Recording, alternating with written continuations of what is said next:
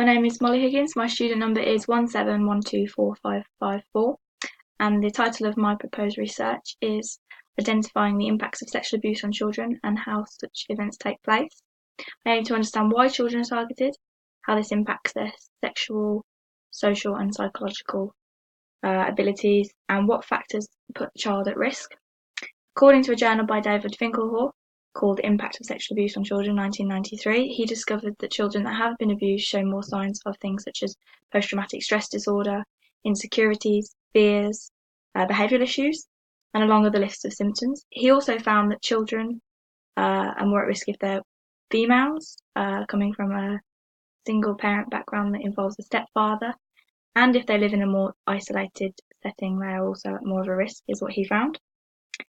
This is important as it shows me I want to see why this happens, and I also, can allow me to look at other factors that put children at risk that haven't been found yet, so there's a gap in the research.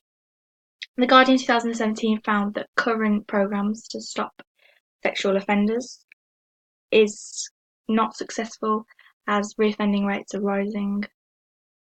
Cohen and Felsen found that there are three necessary elements for the commission of most crimes, that being a suitable victim, a motivated offender, and an absence of a capable guardian. This is relevant to my research, as those two things are quite relevant to sexual abuse, especially as children need guardians, and if they're absent, then that could, put them more at risk.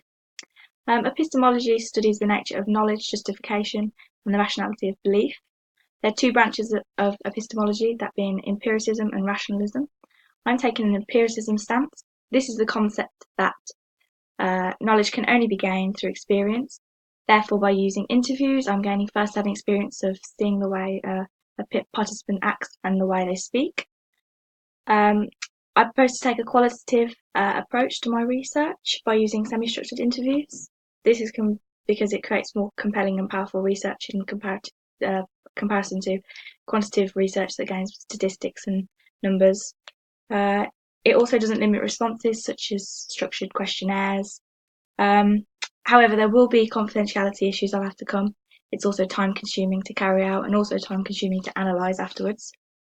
And I've also got to be careful not to use leading questions. So, be careful that I'm not trying to get them participants to answer in a way that supports what I want to be found. In terms of participants, I want to interview offenders. I'll have to wait a long time for this. This could take a long time, which I've got to prepare for. I've got to gain permission from the prison and also individual permission from prisoners so that I know that they're 100% willing to take part. I also want to interview victims of sexual abuse as their children.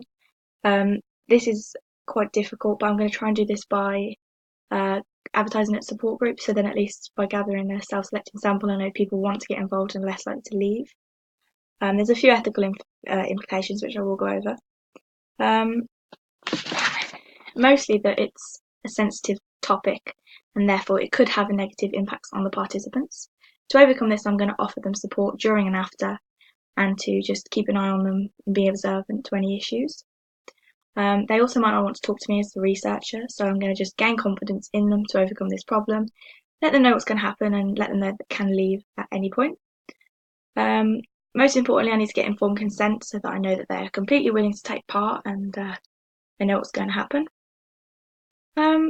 Overall, I'm hoping that I find out why children are targeted, how it does impact them sexually, emotionally, and psychologically, and why, and what factors put them at risk. I know this is essentially socially sensitive issue, so I think it's good because it's something that isn't often spoke about, and it's something that needs to be understood. This proposed research looks into quite a horrible topic that is becoming more common, and I think that's important, that needs to be understood in order to prevent it and to help people that have experienced it and feel uncomfortable to talk about it.